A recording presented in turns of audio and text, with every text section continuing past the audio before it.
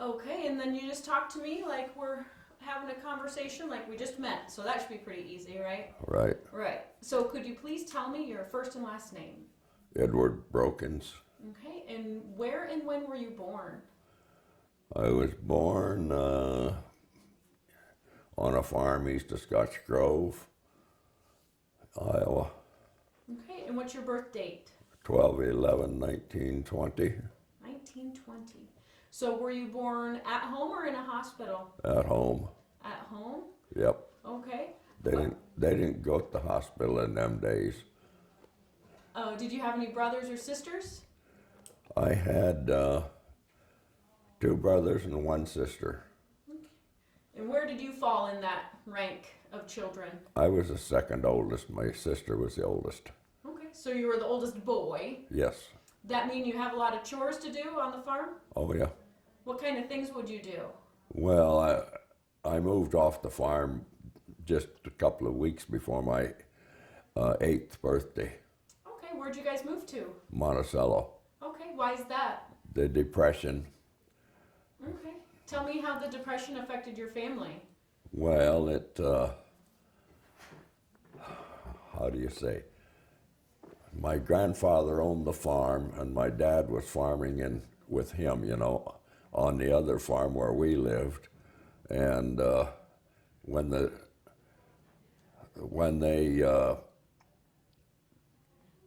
before the Depression hit there in the fall, corn was around $2 a bushel. Okay. And anyway, and hogs were a good price. Well, my dad wanted to ship a load of hogs to Chicago to put them on the market. And my grandma says, no, we got to keep them at least another couple of months. Mm-hmm. To get some extra weight on them. Mm-hmm. Well, what happened when they shipped them, my dad went with the hogs to Chicago. He didn't get enough for the carload of hogs to pay the freight bill. Oh, so he should have listened to his mom. He should have not listened to her. Oh, should have not listened to her. Yeah. Because prices went down in those couple months. In those couple of months, that's when the okay. Depression hit. Mm-hmm. Because corn went down to a nickel a bushel. Really? From 2-something to a nickel? Yes. So how'd you guys make money then? Well, we didn't. That's why we moved to town. We quit farming. Okay. And so when you moved to Monticello, what'd your dad do for work? He got a job with Uncle Bill Schoen at Schoen Implement and worked there for $10 a week. And then after he'd been there about 2 or 3 months, he stopped at Franklin Factory one morning, and he got hired on at $15 a week. So he at least we had a little more money. Yeah, got a little bit of a raise. What kind of things would you guys do, though, in order to put food on the table? Us kids all found odd jobs that we could do. We run paper routes. We did everything imaginable. Mm-hmm. When you lived in Monticello, could you still grow some food on a little farm? Like a little... Well, we had a garden, yes. Garden? Yes. Yeah, they allowed us to have gardens in town, so we had part of our lot plowed up and put in the vegetables and stuff. So at least you always had food, the most important thing. Right. So, where did you go to school? Monticello. Okay, is that a big school or was it a small school? Everything from kindergarten to 12th grade was in the one building. It's our Monticello Central School right now. Okay. Does it still exist? It's there, yeah, it's still in use. Wow. So what year did you graduate from high school? Yeah. Well, if you were born in 20, it was probably 38 or so. That's right, it was 38. So when you were a young boy growing up, did you know anyone in the military? No. No? No. So what made you think that was the service was going to be the life for you?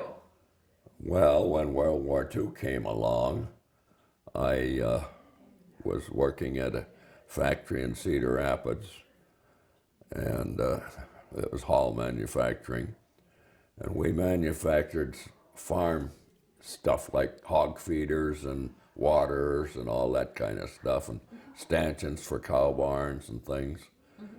Anyway, 2 weeks after the war was declared, the factory closed because it could not get materials. It was couldn't produce anything for the war effort. Okay. So we were all out of work. And my brother was working there too, and the two of us went and took a 6 weeks course on sheet metal work in Des Moines, and they promised us a job when we got out of there. So when we got through with the 6 weeks of school, they said our job was in San Diego, California, and we was to go to work for Consolidated Aircraft Out in California. Well, out in San Diego. let's talk a little bit about when you were still working at the factory. Do you remember the day that Pearl Harbor was bombed? And what you were doing that day? I don't remember what I was doing. No, I don't. Do you remember hearing about it? Oh, yes. What do you think about that? Well, I thought we got problems. Exactly. But you didn't go out and join the military right away. You went to California. That's right. When did you decide you wanted to join the military? Well, when my draft number came up, it came up here in Jones County, Iowa, and I'm in San Diego. So I asked them to transfer it out there, and I thought, well, what I better do is go and enlist in the Air Force, because I always wanted to fly airplanes. And I went down and I went through the physical and all the mental written tests and everything, and I got accepted. So, What kind of things were on those tests? oh, history, geometry, everything imaginable. You could get most of your education for that out of the newspapers if you read the newspaper from cover to cover every day, which I did. So just general knowledge. They just wanted to Right. see what you got up there. So Yeah. what were you chosen to do for the Air Force after your testing? Well, I enlisted in the Air Force for pilot training, to be a pilot. Okay. Do you remember what year that was? 1940, let's see, when was Pearl Harbor? 41? 42, October of 42, when I got in. Okay. So you got into the pilot program. Yes, Then what? I got in as an aviation cadet, that's what it was called. Okay. And see, they used to put them through the university they had out there, and it'd take 4 years. We took the 4 years in 1 year. So it took you 1 year to become proficient. Yeah, I got my wings in 1 year. Okay. So what kind of things did they teach you at pilot school? Well, navigation. We went through history. Well, we went to Branch Agricultural College in Utah, and we studied history and navigation and geometry and algebra and all that kind of stuff, and make sure that we could figure things out. Did you get to choose what aircraft you wanted? No, I did not. Which one did you dream about, but then which one did you get? Well, I wanted the P-38. That was that twin-engine one. You wanted to be a fighter pilot? Yes. But when I got through all the training schools, then I wound up at my orders sent me to Kirtland Field in Albuquerque, New Mexico for B-24 training. That's a little bit bigger than a fighter. Yeah.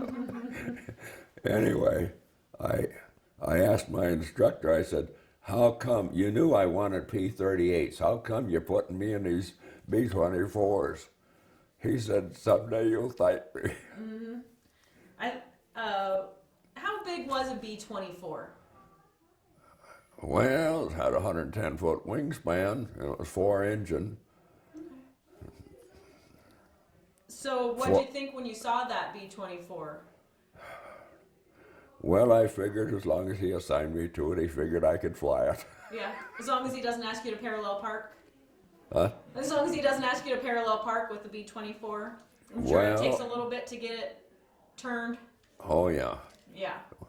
Well, when we got to Kirtland Field at Albuquerque there, then they had us work online as mechanics and everything else. We were to learn everything about that plane.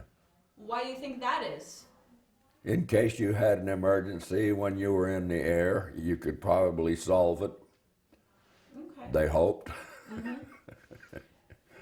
Now, when you got the B-24, is that when you also got your crew?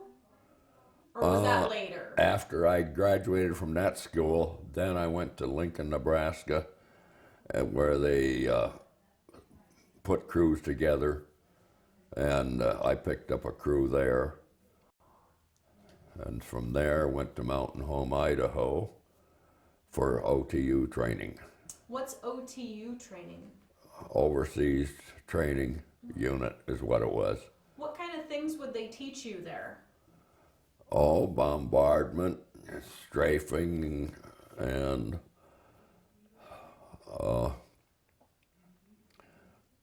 well, all of the necessary things that you needed to know on the B-24. You went out and dropped these flower bombs, as I called them, because you could see them when they exploded, a big puff of flour. So is a flower bomb, is that a 500 pound or is that a 1,000 pound?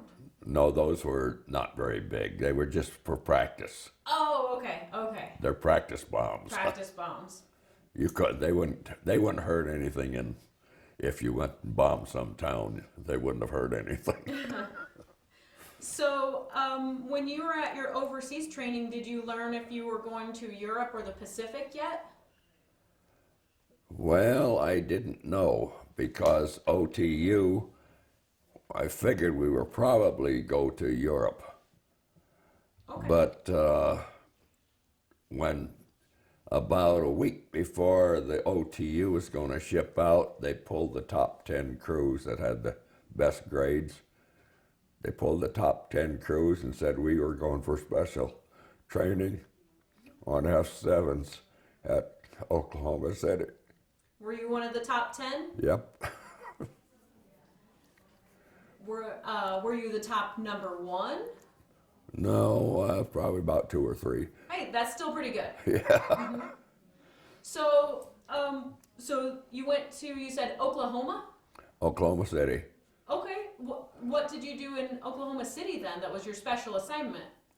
We learned to fly the F-7 and learned everything about it. What is an F-7? I've never heard of that before. Well, there was only 82 of them built. Okay. And out of the 82, we had, I think, 3 of them at Oklahoma City. But what that plane was a modified B-24. The back bomb bays were all camera and radar equipment, and it had a radar dome on the top of it, and it had cameras in the nose of it, and the front bomb bays were gas tanks. Okay, so what was the mission of an F-7 then? It was a snooper plane. Okay. It went out, it would go into areas and map areas that they were going to bombard and stuff, and try to see. The pictures would show a lot of times where things were hidden. Okay. So we'd go out and we'd photograph a whole area and bring it back, and then they put it all together and really study it and figure out what they had to do with that spot. And that's where you could see different things like marshalling yards and Oh, different yeah. ball bearing factories, and then You betcha. okay. So when you were done training on your F7, then so where did you end up being your overseas location? Well, what they did, they sent us down to Savannah, Georgia.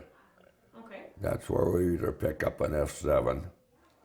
And we sat there about 2 weeks, and then they called us and said, we got one in. You take off and you fly around the area here and check it all out, make sure you're satisfied, everything's working. Mm-hmm.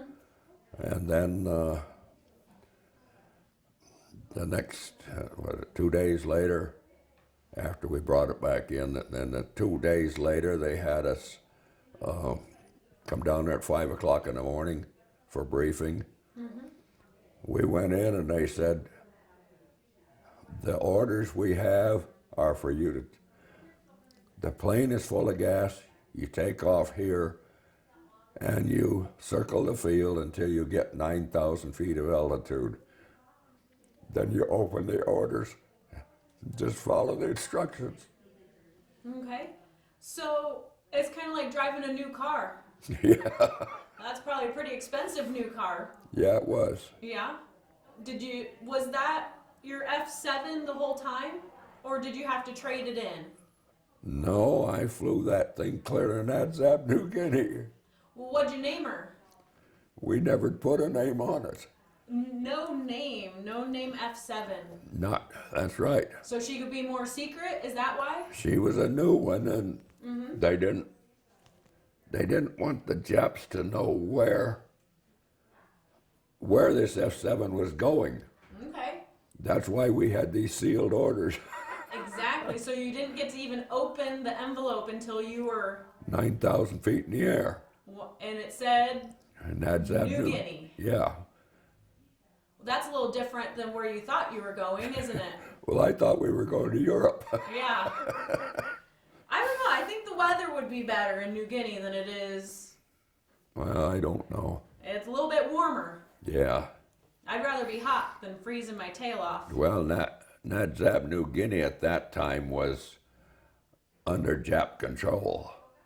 Really? And they said when you approach New Guinea from the east end there, stay at least a couple miles off of the coast. Don't go in, follow the coast. Stay out over the water far enough. Mm-hmm. And we were to go down the east end till we found a big river coming out of New Guinea. Mm-hmm. They said fly up the river, and when you start up the river, then call the tower and ask them for landing instructions. So we called the tower, and they wanted to know where we were at. We said, well, we're over the river. Do you see the big bamboo field? I said, yes. Well, there's a runway cut right out of the middle of that field. And that bamboo is 100 feet tall. Now, you know what a 16-foot fish pole looks like?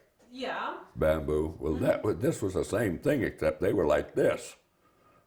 And they're 100 feet tall. Just spears standing up there. So did you find the runway? Was it hidden underneath there? No, we watched and we seen a cut through it. So we said, we see the runway. Okay, just go in and land. And so we went in and landed, and pretty soon they said, are you on the ground yet? Yeah, we're on the ground. Well, just go up the runway till you find a turn off to the right, taxi strip, and you follow that. We must have followed that 5 miles through the jungle. And finally came out in a clearing where it was, the whole camp came out there to see what an F7 was. They'd never heard of one. Yeah. So you were able to land safely, Yeah. and then there were a bunch of Americans there? This was an American base.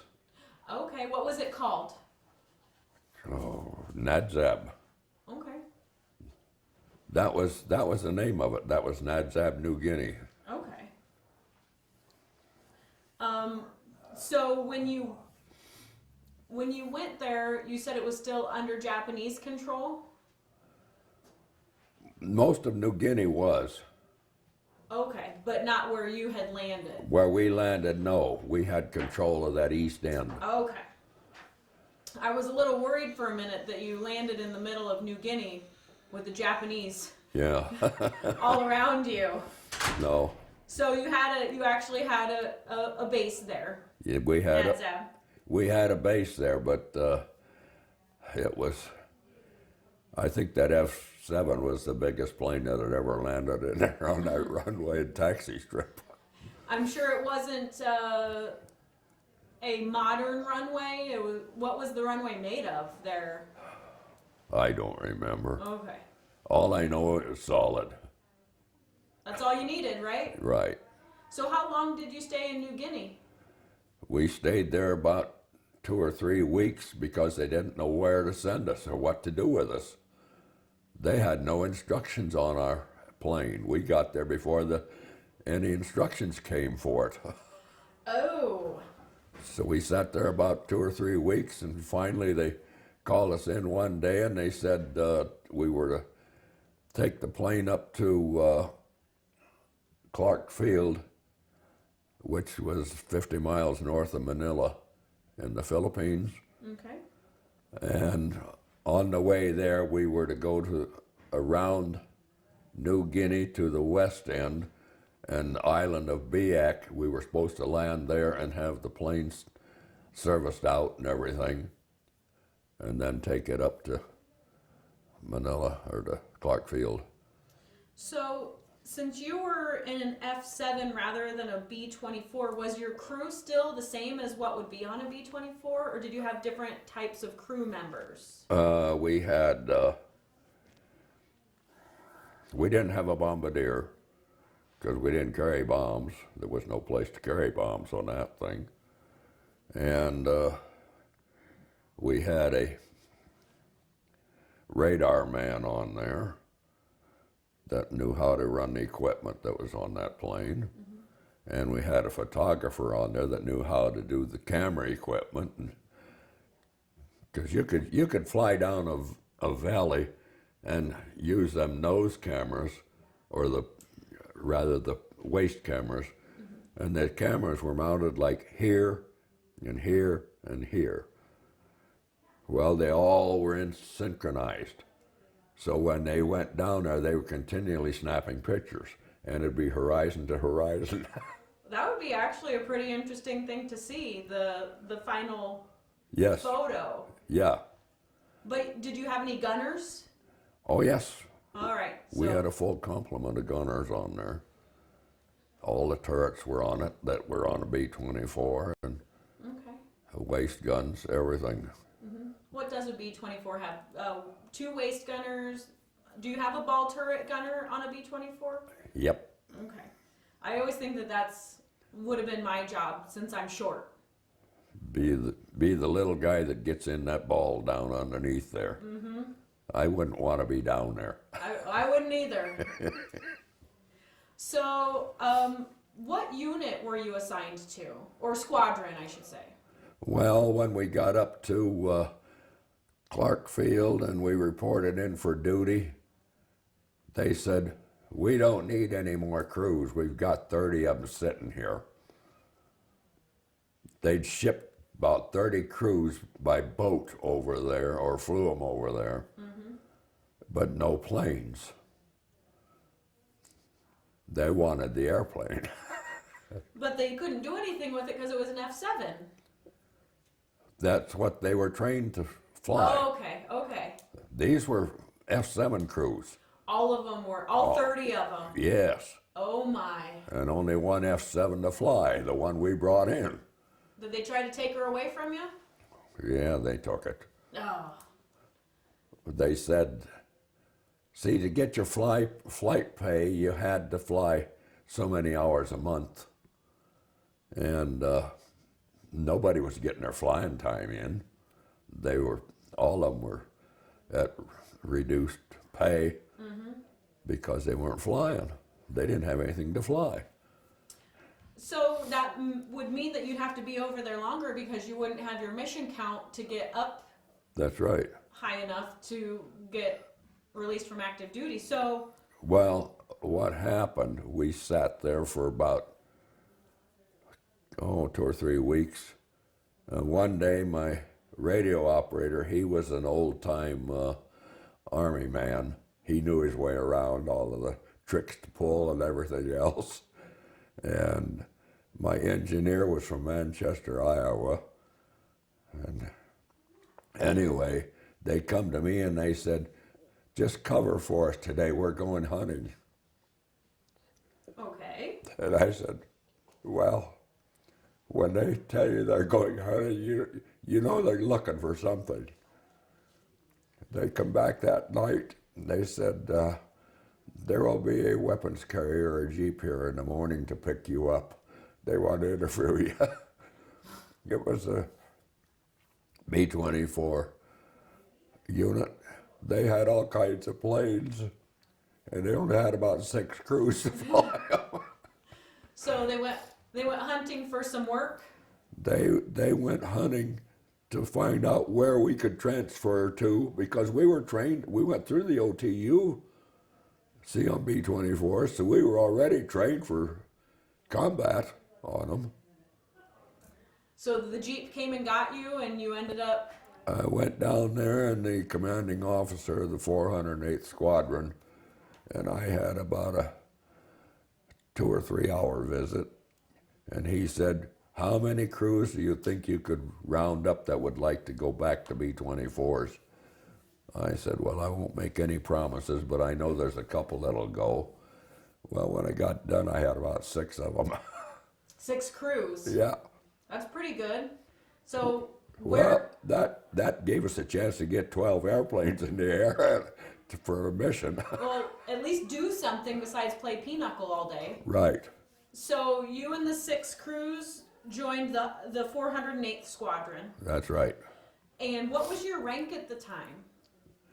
I was second lieutenant. Second lieutenant? Yep. Pilot or co-pilot? Pilot. Pilot.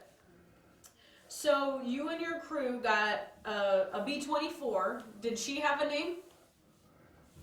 They just had all these B-24s, and they just assigned one to you to fly, and that was it. Okay. You were flying, that's all you cared about, right? That's all we cared about. What kind of missions would you fly? Well, we went to Formosa and China, and I'm trying to think. Formosa and China, and later on up to Aishima, and later on to Japan. We kept moving up as they got bases ready for us. Mm-hmm. So. What were some of your critical targets? Well, the one day we went over to Tokyo. I bet that was interesting. What was that mission like? Well, most of Tokyo was destroyed. Oh, okay. We destroyed the rest of it. So you went in and finished it off. Well, I think they had about 8 or 10 different units up there because we had everything from B-24s, B-17s were almost unheard of over there. They didn't operate good in the Pacific. Okay. Why do you think that is? I don't know. They sent them to Europe because they were a better plane in Europe than they were in the Pacific. So in a B-24, what kind of ordnance did you have? What kind of bombs did you have? Anywhere from frag bombs to 2,000 pounders. Okay. How would you learn about what your mission for the day is? They'd call us in the morning and we'd be briefed on what our mission was, where we were to go, and what we were to look for, and what we were supposed to hit. So you're the 408th Squadron. Were you still at Clark Field, or did you get a different location? We were still at Clark Field. Okay. Would they wake? What time would they get you up in the morning if you had a mission that day? About 5 o'clock. That's not too bad. No. And you'd get your mission, and then how would you get out to your B-24s? Would you get to ride in a truck? Or Oh, did you yeah. walk? Yeah, they had a weapons carrier. We could all get in the back of it. Okay, and get taken out to the field. Yep. And then your ground crew, what would they do before you even got there? Well, they'd have the plane all ready to go. All we had to do was get in it and crank them up and go. Okay. So, what did you enjoy about the B-24? Well, it was very sturdy, I know that. Okay. And it would take a lot of punishment and still fly. Did you experience flak? Oh, yes. Okay, who was usually the ones throwing up the flak? The Japs. Okay. But would it hurt the B-24 at all? Oh, we came back with holes in it. I think the first 9 missions I flew came back with a bunch of holes in it Yeah. from And the flak. the ground crew had to patch it back up? They had to put patches back on it. So how old were you when you were overseas? Well, let's see. I was 21 when I went in. I was probably about 23. Okay.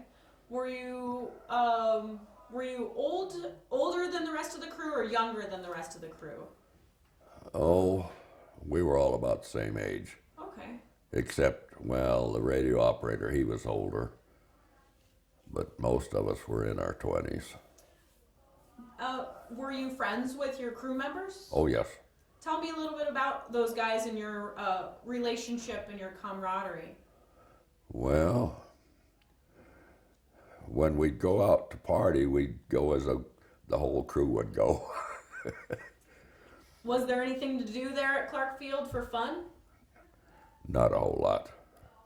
No? Did they ever have any shows or USO or Bob Hope stop Oh, by? yeah. They'd show, have screens set up out on an open area someplace, and they'd show a movie. Okay. Probably not quite as fun as going to the movie back home. Oh, I know.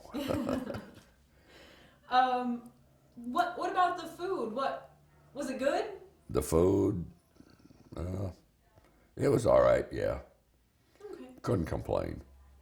How about any mail? Did you get mail from home? Yep. Who'd you get letters from? Well, from Velda. She was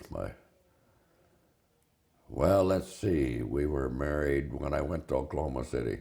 So you already had a sweetheart back home. We got married when I went to Oklahoma City for the F7 training. Okay.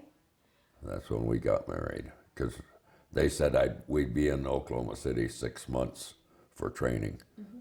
And so I had a delay en route, and we got married.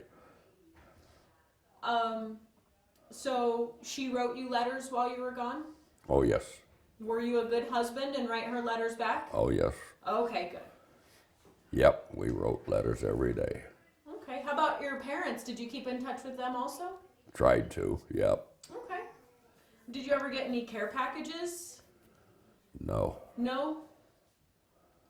How about your living quarters? What were those like? Usually a tent of some kind.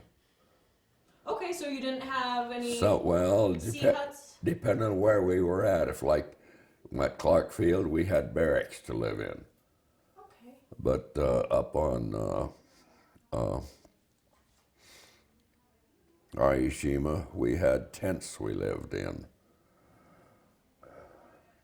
Where is Aishima? North of Formosa, Okay. I've just never heard of Aishima. closer to Japan. Okay. So you had wanted to be a pilot, and then you got to be a pilot. What did you enjoy about being a pilot? Well, I enjoyed flying those airplanes. I did. It was quite a deal, but I enjoyed it. What did you enjoy about it? Oh, you didn't feel that you were on the line anywhere to be shot at. That was one thing. And I always had the feeling that, see, one thing I always did at the end of the runway before I punched the throttles open, I'd say the Lord's Prayer. Shove the throttles and go. There you go. And that B-24 got you there, Yep. didn't it? Yep, it got me there and got me back every time. So, did they have good religious services for you available? Chaplain? Oh, yes. So you had a chaplain? Oh, yeah. Is that something that you Well, would get to have church on Sundays? they would have a church, but it was a non-denominational. It was everybody that wanted to go to church went to the same deal. Mm-hmm. So you said that your flight engineer was from Manchester? Yeah. Did you keep in touch with him after you got home? Yep.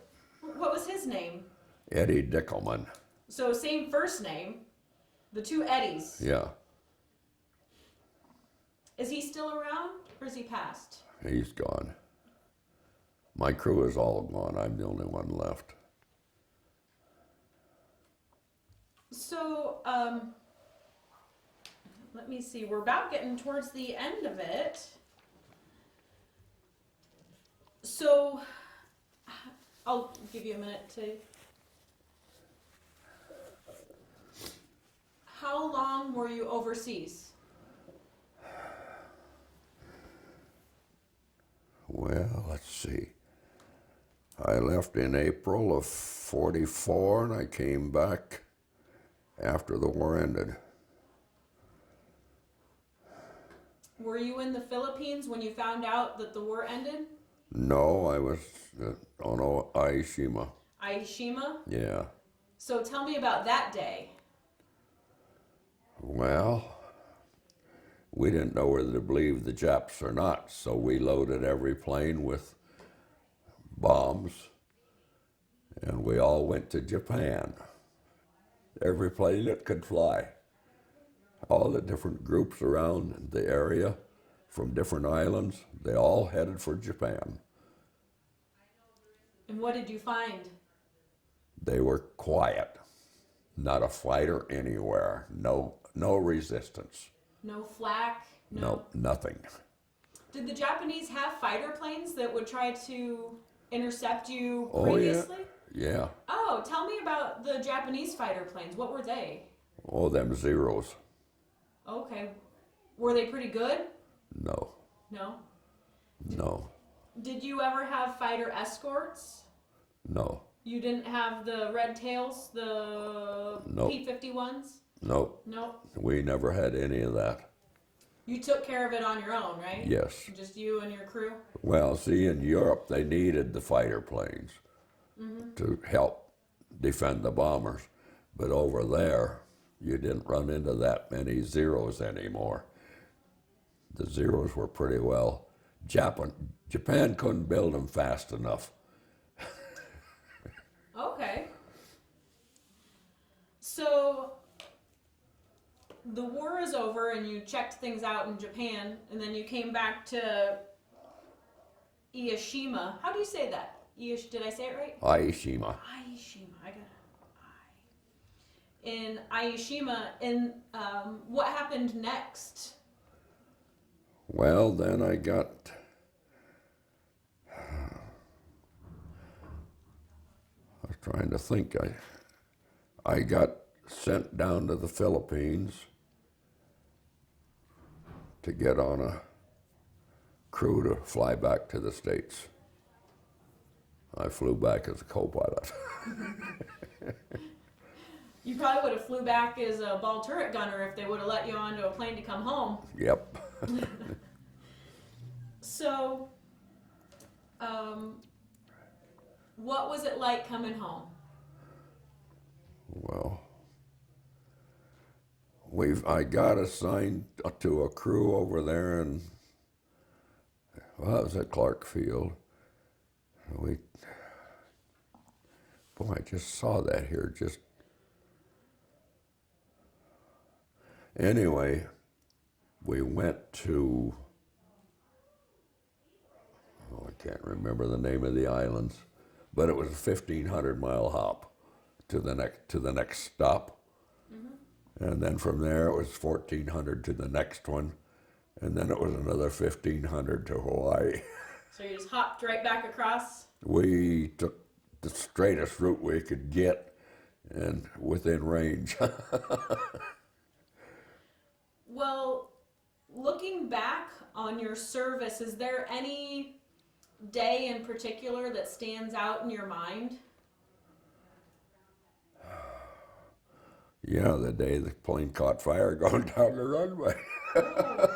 Can you tell me that story? Well, yeah, we were flying out of Clark Field, and we were supposed to go to Formosa that day. And of all the things that happened, we had checked everything out, had run it through the pre-flight checks, everything, started down the runway, got past the tower, and they called us on the radio and said, "There's pieces falling off of your plane." And they said, "Abort your flight." Well, we're 2/3 of the way down the runway. There's not stopping room left. And I said, "We can't get this thing stopped by the time we get to the end of the runway, and there's a big ditch down there at the end of it. We better take it off then and circle around and go down south of here and to that dry river bed and dump your bombs in the river and that sand." Well, we went down there and we jettisoned that load of bombs and they all went off. We were at about 1,500 feet when we dropped them. We gained 500 feet altitude when that bombs went off. I bet.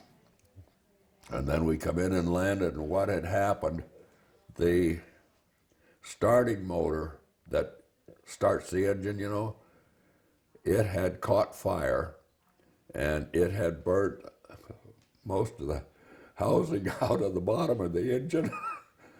Well, oil is pumped from a 40-gallon barrel up here to each engine. It's pumped in, and then there's a sump pump there, pumps it back. Well, the sump pump was gone. Mm-hmm. So our oil is going through the engine and flying out in the air. And catching fire?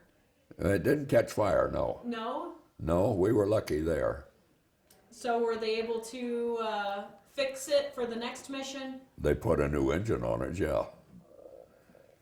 How about any other stories? Do you have any other stories that stand out in your mind? Not really, I guess. I don't know.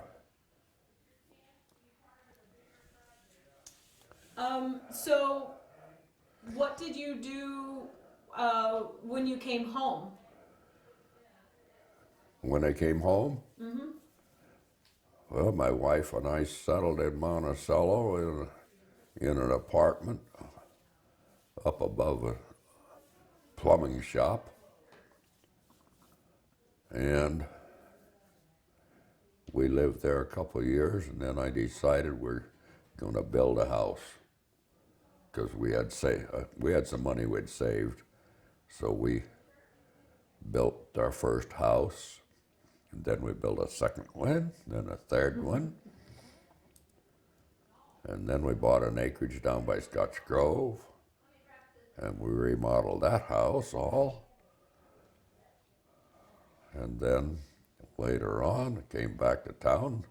We always saw somebody wanted the acreage more than we did.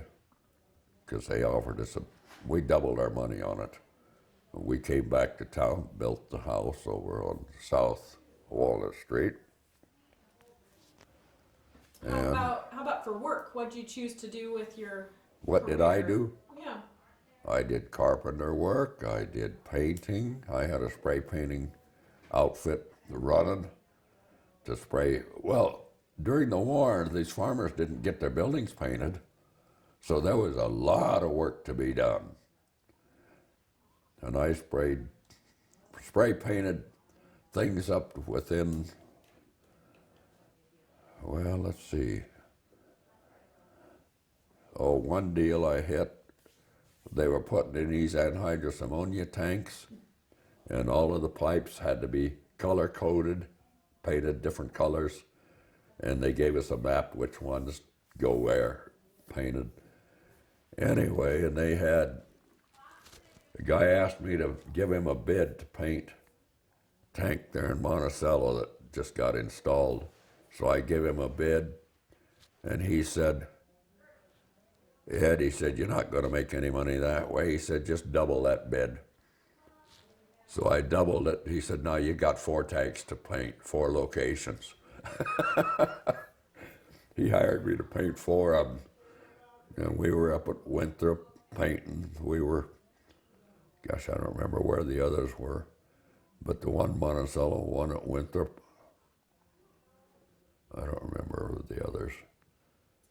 Sounds like good, honest work. It was. And also, looking back on your time in service, what would you tell a young person who's thinking about joining the service? Well, you sometimes wonder with the way things are going nowadays.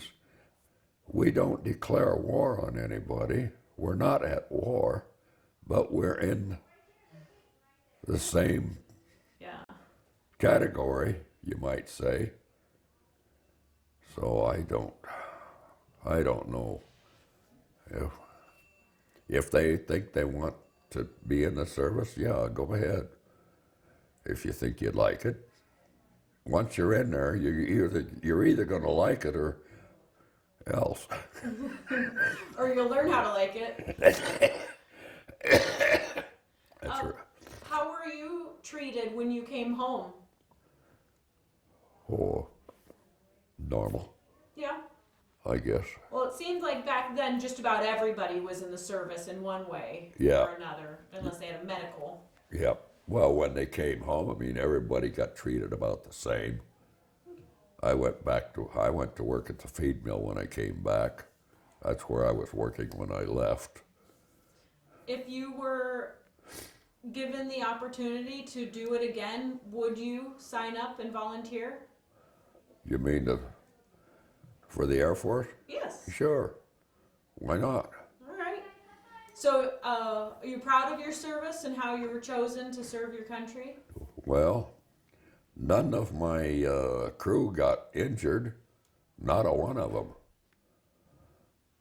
There's 10 men on the crew and nobody got injured. So I thought we did all right. Yeah. You got them there and back. We got them there and got back, that's right. Did you have the same crew the whole time you were gone? Yes. Yep, I did. Did you guys ever, I don't want to say get in trouble, but would you have hobbies that you enjoyed in your free time with your crew? Not really. No? No, they just, sometimes we'd go for hikes, like down there in the Philippines, we'd go out and hunt for Japs in caves. They'd be on the island? Well, they said there's Japs in some of them caves yet. We'd go out as a crew, take our 45 pistols long, we'd go hunting. Did you ever find anybody? No, we never found any. But it was fun to It was fun to go on an adventure. It's fun to see where they had been living in the caves and this and that. So you could see evidence. Oh, yes. Oh, yeah. All right. Is there any other question that I didn't think to ask?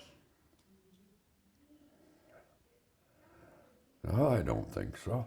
Okay, then we'll turn it over to the peanut gallery if they have any questions that they would like to ask. Do you have anything? There was a storm that you got in and got disoriented. What was the storm? You got lost in a storm once. That was pretty scary for you. Oh, that was on a flight from, let's see, we were stationed up in Clarkfield. We went down to Biak, I think, to pick up a plane. We flew a skeleton crew down there. That's 5-man crew, just pilot, co-pilot, navigator, and engineer, and radio operator. We flew them down there to pick up another new plane to bring up because we needed another one. Mm-hmm. And on the way back, they said to fly down there and then fly back. So I just sent a radio message back, and I said, well, we've got some terrific weather going on here. Can we lay over the night and take off early in the morning? Yeah. Well, that was a mistake. Because in the morning, it was clear at Biak. But on our way back up the Philippines, we ran into one heck of a front. It was from the water up to about 50,000 feet. Oh, geez. Hold on 1 second. We did run out of batteries on the microphone, so I just have to switch that out real quick before you finish the storm story. That's why I wear that secret little headphone in my ear.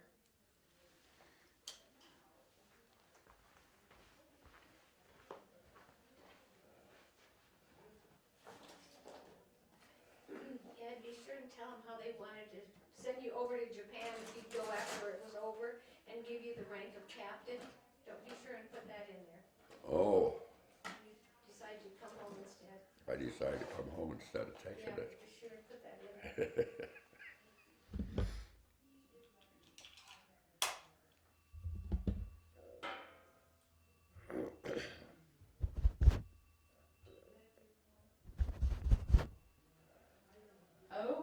Okay. Now tell me the rest of the story about the storm. Well, we run into this front, and there was a hole in it, and we said, oh, we'll fly in that hole. We flew in there, and it was probably about halfway through it, and all of a sudden, it's all closed in. We did a complete 360, and there wasn't any outlets. We could see the water down below and the sky above. And that's not a very good, We were in the eye of the storm. Oh, jeez. Anyway, what we did, so we went on instruments, and I said to the navigator, give me a heading to get to the Philippines.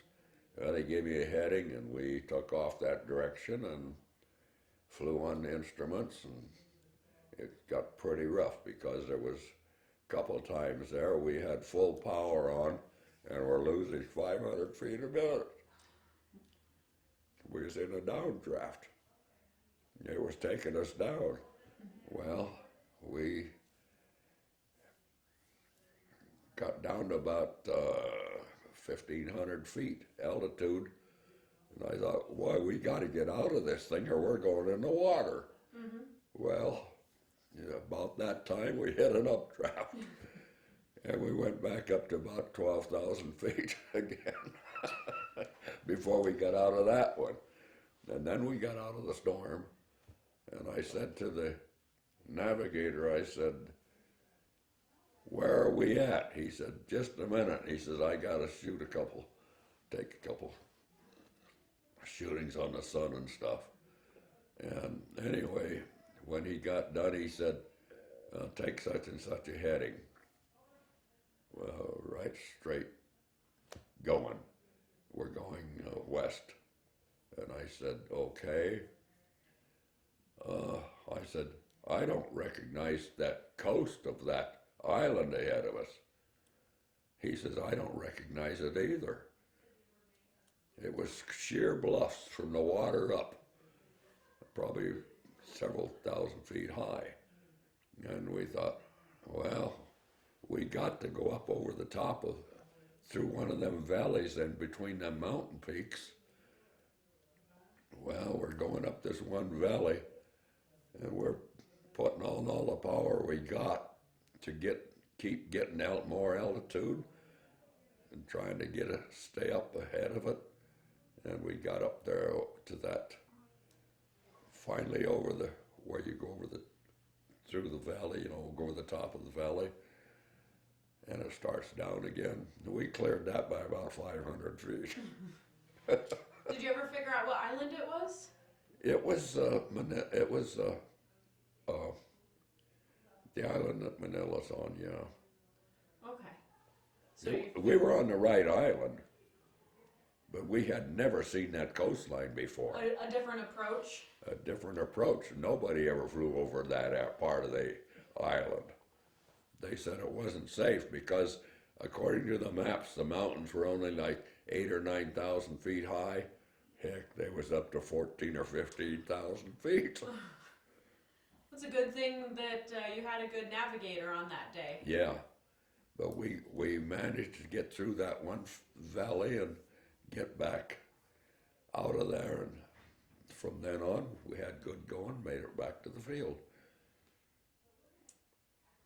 I would not want to be a passenger on that day. I think my stomach may have come out through my throat. Yeah, well. What'd you have, Dixie? I just wanted to tell about the rank they were gonna give you if you had stayed in. They were gonna send you to Japan when it was over, when the war was over. Oh, well, that was, yeah, when the war ended, then they took the B-24s away and gave us A-20s, which was a twin-engine attack plane. And they gave us them, and they wanted me to take over as commander of that squadron. And I said, well, that calls for a captain's rating. Well, you've got it if you want it. I was a first lieutenant, and I just made that about several months before. And he said, you can have the captain's rating if you'll take it. I said, well, how long do I stay here? Because I said, they're moving to Japan. Yep. I said, well, how long? Well, at least 2 years. Well, I didn't want to spend 2 more years over there. So I turned it down, came home. Are you still happy that you turned it down? Well, I would have had quite a military career if I'd have stayed in. I mean, I'd be far enough up the rank to really enjoy it most of the time, I think. But you might have had to go to Korea. I was thinking you probably would have gotten to go to Korea. Huh? You probably would have had to go to Korea if you stuck around too much longer. Well, what I did when I got out of active duty, I signed up in the Air Force Reserve, which means that if they needed me, they'd call me. I was on 30-day call constantly for 11 more years. But they never called me till 11 years, and that's when I don't know where the Korean or Vietnam, one of them was on, and I said, well, if I come back on active duty, how long? Well, you got to put in 3 more years. Then I could retire. So you said you were in the 408th Squadron, but what was your entire unit, like group? And It was a 22nd Bomb Group. Was that called the Red Raiders? Yes. in 5th Air Force? Yeah. I'm not that smart. I just saw a number 5 on your uniform. Yeah. So I don't have all of them memorized. Was that the same thing when you checked out Japan? Was that the same reconnaissance thing that you went over Nagasaki? Was that where you went? When you Yeah, that trip to Japan when we went up there looking for people to, or Japs to attack us or something. They told us we could go over to Nagasaki, we could circle it, do not open the windows on the plane. Radiation. Yeah, well, we circled it, and you couldn't believe, I mean, it was just nothing. Clear out on the edges of town, there were some buildings still, walls and stuff standing, stone walls. But the rest of it was just like, I don't know, like this floor, I guess. Just like a barren cornfield. That's right. And it was black from the heat, burn. How, what elevation were you at when you flew over Nagasaki? We were at about 9,000 feet, if I remember right. Can you see much from 9,000 feet? Oh, yes. You got good visibility.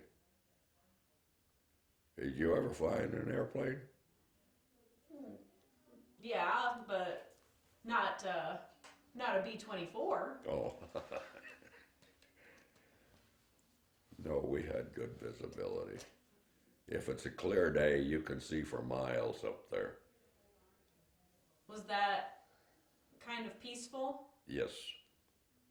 Yes, it is. Better than sleeping with your head in the mud? That's right. It's like one other. Oh, when we got done with our training at Oklahoma City, they had us fly navigators on night flights to check them out. So one night we get this one navigator. He's supposed to take us on this flight, and they gave us where we're supposed to be going. They told us where we were supposed to be going. And anyway, we took off. We were supposed to go up to Bismarck, North Dakota,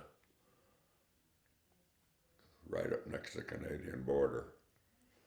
Well, we got up there and we're going along, and I said, my co-pilot and I were keeping track on the, what do you call it?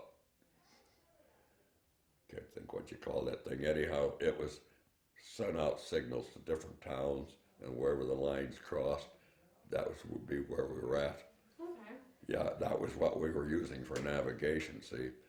So I said, anyway, he said he'd come up there because he's working down in the nose of the plane, see? That's where the navigation equipment is. Anyway, he come up there in cockpit and he said, Bismarck's right straight ahead where you see all them lights.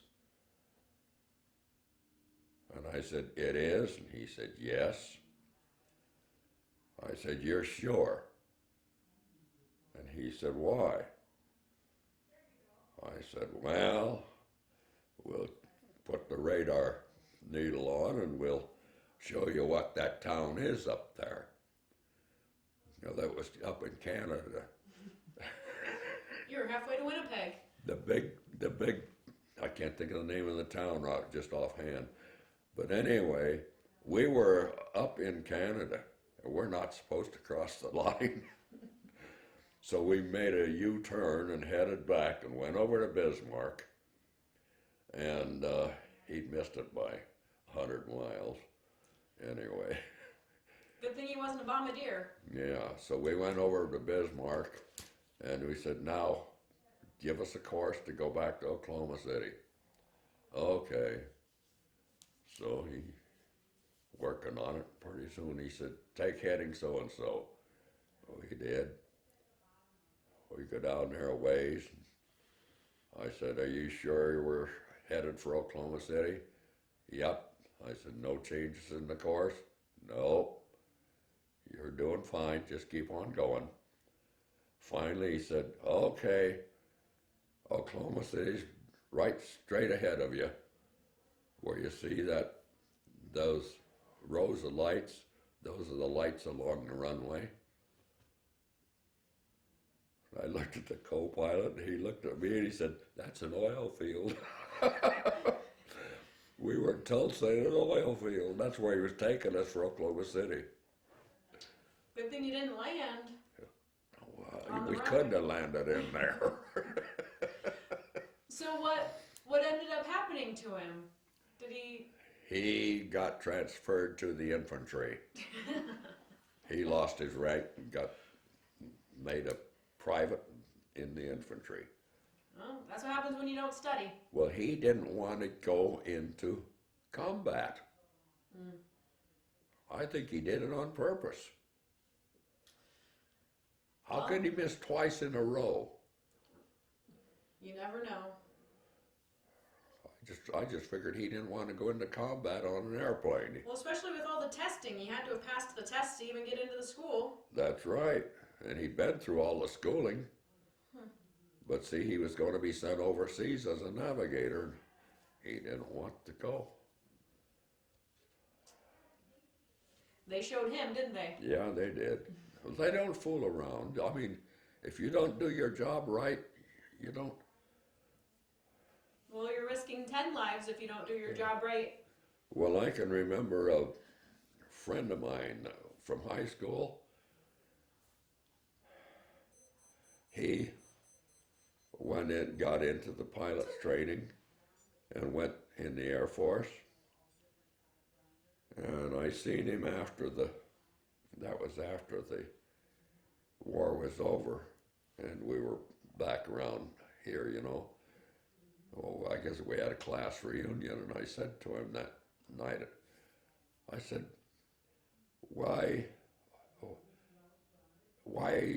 how far did you get in the Air Force? Oh, he says, I won't even tell you about it. He said, I did something I wasn't supposed to. They washed him out. Really? Oh, yes. Kicked him right out. Kicked him right out of the air, right out of the flying end of it. All right, well, I think we're done unless anybody else has any. Yeah, Ed had Ed, didn't you have a co-pilot that was an atheist? Tell him Yes. that part. And Oh, went on how- bombing missions. How did that work? Well, number one, you're not supposed to get a commission in the Army or Air Force if you are an atheist. Really? I had no idea. Yeah. Well, he said to me one day, he said, what religion are you? I said, Lutheran. He said, well, that's what I put down on everything. Lutheran. Well, he was an atheist. I know he was because he told me he was. And how did that relationship work then? Well, he's already got his commission, so I didn't, and he was a good co-pilot, so, you know, most of the time, except when it was a dangerous mission, he didn't want to go. He was afraid. Well, the good thing about that is he probably really wanted to stay alive. That's what he wanted. Extra incentive. Yeah. All right, I'm going to go ahead and stop the recording now. Okay.